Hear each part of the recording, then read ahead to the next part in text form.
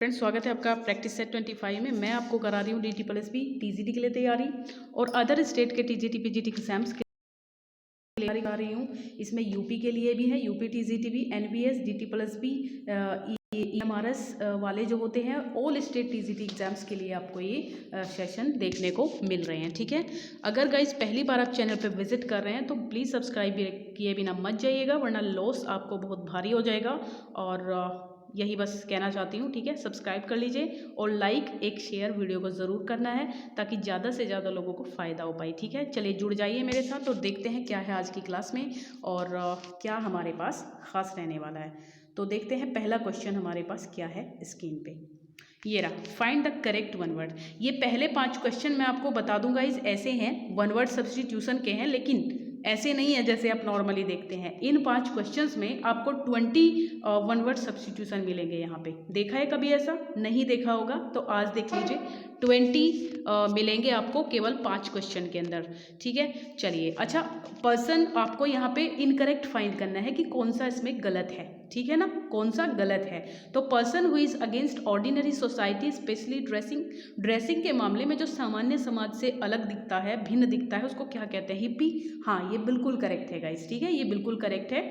और person who is always dissatisfied, वह व्यक्ति जो हमेशा ही असंतुष्ट रहता है, तो उसको क्या कहते हैं? मेलकंटेंट कहते हैं। यस, ये बिल्कुल ठीक है। Person who is made to bear the blame, वो व्यक्ति जो मेड केवल ब्लेम ही लेने को बना है, ब्लेम लगते रहते हैं उसके ऊपर हमेशा ही, तो स्कैप बियर होता है या फिर क्या होता है? तो स्कैप बियर नहीं होता गाइज, ये आपका गलत है, ये होता है स्केप गॉट। तो सी ऑप्शन करेक्ट है आपका। क्या होता है? Escape got.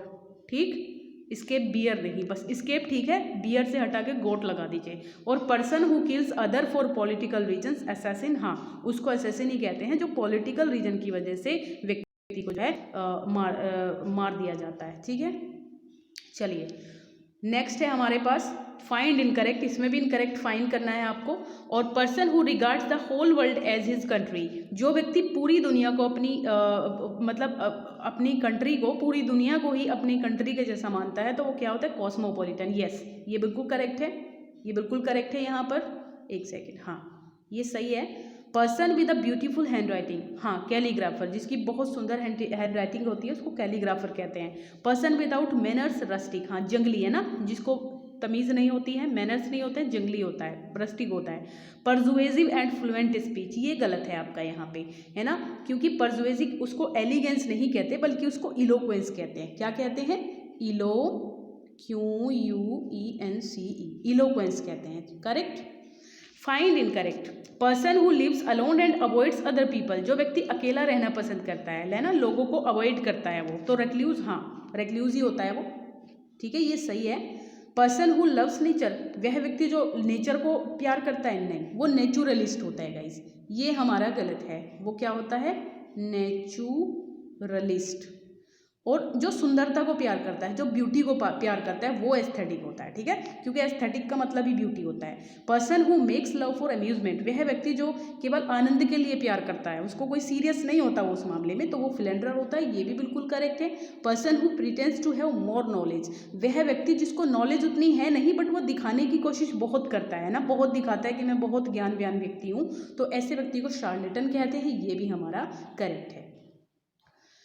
Find incorrect. Physician who delivers babies, वह व्यक्ति जो बेबीज डिलीवर करते हैं, जो डिलीवरी करते हैं लेडीज़ की, तो आप सोचेंगे गायनेकोलॉजिस्ट होते हैं वो, तो नहीं, वो होते हैं ऑब्स्टेट्रिशियन। क्या होते हैं? ऑब्स्टेट्रिशियन होते हैं। ये आपका करेक्ट है। ठीक है, गायनेकोलॉजिस्ट होते हैं जो महिला विशेषज्ञ होते हैं, जो महिलाओं की बीमारियों से संबंधित चीज़ों को देखते हैं। Place which provides both board and logging, ये इनिंग होता है क्या? या फिर प्लांट्स एंड वेजिटेशन, फ्लोरा, है ना, प्लांट्स एंड वेजिटेशन, फ्लोरा, ये करेक्ट है। ये भी करेक्ट है हमारा, ये करेक्ट है हमारा। Poem narrating a popular story, कोई पॉपुलर स्टोरी को जब पोएम नरेट करती है वो बैलेड होता है, बिल्कुल सही है। तो यहाँ पे place which provides both board and logging inning नहीं होता है। ठीक है, ये हमारा गलत है। फाइंड इनकरेक्ट, इसमें भी आपको इनकरेक्ट ही बताना है। Poem is written on the death of someone, किसी व्यक्ति की डेथ पे जो पोएम होती है वो एलिजी है, बिल्कुल करेक्ट बात है, बिल्कुल सही है। Policy of political party, manifestation, नहीं, ये गलत है हमारा। करना। मैं इसका आंसर है मतलब ये तो मैनिफेस्टेशन नहीं होता, वो होता है मैनिफेस्टो। क्या होता है? मैनिफेस्टो। इसमें कंफ्यूज मत होइएगा, मैनिफेस्टेशन और manifesto. Power of reading thoughts, telepathy, ये बिल्कुल सही है। और practice of one marriage, monopoly, ये भी बिल्कुल सही है। एक जो शादी करते हैं वो लोग मोनोपोली होते हैं, ठीक है। One of the following is not by Wordsworth, इनमें से एक पोएम वर्ड्सवर्थ की नहीं है, तो वो कौन सी है ये आपको बताना है। तो यहाँ पे माइकल भी है इनकी, रेजोल्यूशन इंडिपेंडेंस, लीच गैदरर है कहते हैं इसको, it is a beautiful evening, ये भी है। जो डी ऑप्शन है ये आपका गलत है, ये इनकी नहीं है, बल्कि ये एच डब्ल्यू लॉन्ग फेलो की है, H W. Longfellow. Guys like share जरूर कर दीजिएगा, प्लीज रिक्वेस्ट है आपसे। वर्ड्सवर्थ लर्नड दैट वर्ड्स में built a princely throne in humble truth. Wordsworth, वैसे आप ना अच्छी चीज़ों को वो नहीं करते हो, एक तरीके से सपोर्ट नहीं करते हो गाइस। अगर आपको अच्छी चीज़ें मिल रही है ना, कदर वाकई में करते नहीं हो आप लोग।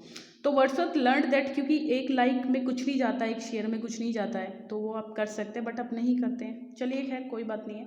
तो Wordsworth learned that words may build a princely throne in humble truth, ये जो है किससे सीखा है वर्ड्सवर्थ ने, बताइए। तो ये आपका हो जाएगा रॉबर्ट बर्न्स। ये क्वेश्चन मैं तीसरी बार करा रही हूँ आपको, कम से कम एक बार तो मैंने वर्ड्सवर्थ के जो प्रीवियस ईयर कराए थे वो डले हुए हैं मेरे, उस पर देख सकते हो आप, एक साथ मिल जाएंगे आपके। कम से कम 4-5 वीडियो में मैंने डाले हैं, 4-5 वीडियो के अंदर आपको मिलेंगे सारे क्वेश्चन, मिल जाएंगे वर्ड्सवर्थ रिलेटेड जो अब तक क्वेश्चन मतलब क्वेश्चन पेपर में आए हैं, कहीं पर भी सारे मिल जाएंगे आपको वहाँ। और अगर आप मतलब डिफरेंट पढ़ना चाहते हैं वर्ड्सवर्थ के क्वेश्चंस। और हाँ, दूसरी बार मैंने जो कंबाइंड सेशन लिए हैं टीजीटी पीजीटी के, उसमें भी कराया है, और अभी मैं आपको यहाँ पे भी करा रही हूँ। तो ये रॉबर्ट बर्न्स है, इंपॉर्टेंट क्वेश्चन है। Who said Milton was a passionate man who lived in passionate times? बताइए किसने कहा है ये इनके बारे में? तो जॉन बैली ने कहा है, a option. In paradise lost who possesses the qualities of Milton? बताइए तो कौन possesses, यहाँ पे कौन है जो क्वालिटीज ऑफ मिल्टन को बताता है इसमें? तो सैटर्न है, ठीक है, Saturn. Manoah and Delilah are characters in, ये दोनों कैरेक्टर कहाँ हैं? तो गाइस ये सैमसन एगनिस्ट के हैं, ठीक है, सैमसन एगनिस्ट के हैं। और एक क्वेश्चन आपको मैं दे रही हूँ, होमवर्क है आपका, उसको ज़रूर करना गाइज। इसका ना सैमसन और एगनिस्ट का मीनिंग देना है मुझे कमेंट सेक्शन में, और अगर आप नहीं देंगे तो फिर मैं आपको बता दूंगी, आप ज़रूर दीजिएगा कमेंट सेक्शन में, मतलब मैं कमेंट करके डाल दूंगी। अगर आप नहीं जानते, वैसे गूगल सर्च कीजिए, मिल जाएगा। अगर वैसे भी नहीं पता है, पता होगा बहुत लोगों को, आप इसका आंसर दीजिएगा मुझे कमेंट सेक्शन में, ठीक है। सैमसन एगोनिस्ट का मतलब क्या होता है? तो ये आपका आया था 1674 में, पैराडाइज रिगेंड के साथ, समझ रहे हैं, पैराडाइज रिगेंड के साथ आया था ये। तो ये दोनों इसी के, जो मनो है वो इसके फादर है सैमसन के, और डेलीला इसकी बिलावल है, ठीक। चलिए आगे। On the models of whose problem plays did Galsworthy write his plays, किसके मॉडल पे प्रॉब्लम प्लेस के, किस मॉडल पे ये अपने प्रॉब्लम प्लेस लिखते हैं गाल्सवर्दी? क्योंकि आपको पता है सोसाइटी में जो भी प्रॉब्लम्स होती है, ज़्यादातर प्ले या नॉवल इन्होंने इसी पे बनाए हैं। जैसे लेबरर को समझिए, स्ट्राइप हो गया आपका, जस्टिस हो गया आपका, सिल्वर बुक, सभी जो है जस्टिस को लेके और जो भेदभाव होता है उसको लेकर के इन्होंने बनाए हैं, जो बुराइयाँ होती हैं हमारे समाज में। तो Henry Arthur Jones, Bernard Shaw, Henrik Ibsen या फिर नन? तो हेनरिक इब्सन आपका आंसर होगा। वैसे अगर देखा जाए ना, प्रॉब्लम प्ले ये टर्म किसने कॉइन किया है? तो एफ.एस. बाउस। किसने किया है? F.S.B.A.O.S. अगर आपको नहीं पता है, अगर ये टर्म कॉइन करने की बात आती है, किसने डेवलप किया है, तो F.S. बाउस आप लगा सकते हैं। What is Galsworthy's from the four winds? ये क्या है? ये एक स्टोरी का कलेक्शन है ये गाइस, ठीक है, स्टोरी का कलेक्शन है जो शायद 1898 के करीब आया था इनका, 1894 शायद, मुझे याद नहीं आ रहा फिलहाल। चलिए, how much time does Duke Frederick allow Oliver to find Orlando in as you like it?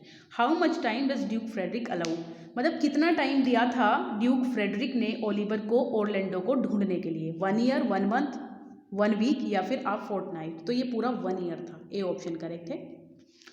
इतने बारीकी से क्वेश्चन हो रहे हैं गाइज कि एक भी क्वेश्चन ने आपसे बचेगा नहीं। तो why does Silvia say of Phebe's eyes in as you like it? As you like it में वो फीबे की आइज के बारे में क्या कहता है? सिल्वियस क्या कहता है? They are so amorous that they embarrass him, वो उसको एम्बैरस करती हैं, इतनी ज़्यादा एमोरस हैं। They are so dull that they bore him, they are so beautiful that they intimidate him, या फिर they are so scornful that they kill him? तो डी ऑप्शन आपका करेक्ट है, they are so scornful. Scornful होता है जो एक तरीके से बेइज्जती करना, बदनाम करना किसी को ना, बदनामी से भरा ही हो, तो दैट दे विल किल। ठीक, चलिए। Whom does Orlando save from the attack of a hungry lioness? को जो ऑर्लैंडो है वो किसको बचाता है, जो भूखी शेरनी के अटैक से किसको बचाता है? His brother Oliver. तो यही सही है, अपने भाई को बचाता है जब वो जंगल में आता है उसको ढूंढने के लिए। तो देखो उसने तो उसके साथ कितना गलत किया है ना, लेकिन वो फिर भी उसको बचा लिया उसने, तो अच्छी बात है। अच्छा, हमें अपना काम करना चाहिए, दूसरे के जो कर रहा है उसको छोड़ देना चाहिए हमें, है ना। तो what animal do Jaques and the lords of the forest kill? What animal, कौन से एनिमल को मार देते हैं जैक्स और lords of the forest kill? बताइए। A deer, an antelope, a bear, squirrel. तो डियर की बात हो रही थी, पिछली वीडियो में क्वेश्चन आया था कि ड्यूक सीनियर ने उन सबको किस लिए इकट्ठा किया था वहाँ पे, तो उन सबको इकट्ठा किया था उन्होंने किस लिए? एक डियर के हंटिंग के लिए, है ना। तो ये क्वेश्चन पिछली बार था। तो which inhabitant of the forest and admirer of Audrey, Audrey का एक एडमायरर और इनहैबिटेंट जंगल में, डज टचस्टोन रूडली डिसमिस? बताइए। Jaques, William, Oliver, Martext, Corin. तो ये हो जाएगा आपका William. With whom Oliver fall in love with in as you like it? Oliver किसके साथ प्रेम में पड़ जाता है? तो ये ओलिवर जो है एलिना के साथ पड़ता है, सी। और जो फीबे है वो सिल्वियस की बिलव्ड है, सिल्वियस की बिलव्ड है, ये पता है आपको, है ना। और जो रोजलिन है वो आपकी ऑर्लैंडो की है, ऑर्लैंडो। ठीक, चलिए। To what does Rosalind compare the declarations of love from Orlando, Silvius and Phebe? जब अपना अनाउंसमेंट किया सिल्वियस और फीबे ने और ऑर्लैंडो ने अपने प्यार का इजहार किया, तो रोजलिंड इस चीज़ को किससे कंपेयर करती है? The music of the spheres, the हाउलिंग of the iris valve, the greatest poetry of Ovid, या फिर नन? तो ये बी ऑप्शन है, the हाउलिंग of iris valves. Who decides, ये बी कहाँ से आ गया, ये भूल जाइए, ये कुछ नहीं है, ठीक है। Who decides not to return to court in as you Like? Like share कर दीजिएगा, प्लीज़ एक लाइक शेयर कर दीजिए अगर अब तक नहीं किया आपने। तो who decides not to return to court in as you like It? वापस कोर्ट ना जाने के लिए कौन कहता है इसके अंदर, एज यू लाइक इट में? जैक्स कहता है, जैक्स कहता है, a option. The title of 12th night refers to the, जो 12th नाइट का टाइटल है ये किसको रेफर करता है? 12th नाइट, सॉरी गाइज ये टाइप हो जाते हैं, जल्दबाजी में होते हैं हमेशा, है ना, क्योंकि जल्दी वाकई में रहती है, बहुत काम है और जल्दबाजी रहती है guys. The title of 12th night refers to the 12th night of Christmas, eve of Epiphany, the day that commemorates the visit of the Magi of the baby Jesus, या फिर ऑल ऑफ दीज? तो ये all of these है, मतलब ये सभी occasion है, इसीलिए इसका टाइटल 12वीं रात पड़ा है, 12th नाइट पड़ा है, ये सभी इसमें जो टाइटल है वो शामिल है। 12th night borrows many conventions from, many जो कन्वेंशंस हैं वो कहाँ से बोरो की हैं? 12th नाइट ने बहुत सारी कन्वेंशंस, तो इसमें आपको बताना है क्या होना चाहिए जी। तो बढ़िया क्वेश्चन है, आसान सा क्वेश्चन है, ए करेक्ट है आपका, ए ऑप्शन करेक्ट है, यानी कि commedia dell'arte. What holiday, the term 12th night में किस हॉलीडे की बात हो रही है वहाँ पे, इस प्ले के दौरान, मतलब अगर वो 12वीं जो रात है वो कौन सा हॉलीडे होता है? तो क्रिसमस, फास्ट ईस्टर, एपिफैनी, या फिर एसेंशन? तो ये एपिफैनी है ना, सी ऑप्शन करेक्ट है। हॉलीडे जो है वो एपिफैनी है, याद रखिएगा, ऐसे बारीक क्वेश्चन बहुत आते हैं। Along with As You Like It and the Merchant of Venice, मतलब As You Like It और Merchant of Venice के साथ साथ 12th नाइट को भी रेफर्ड किया गया है one of Shakespeare's cold place, so cold place, क्या आइलैंड में, हॉलीडे में, इटालियन में, या फिर ये क्या है, ट्रांस वेस्ट टाइप में, किस में किया गया है? बताइए।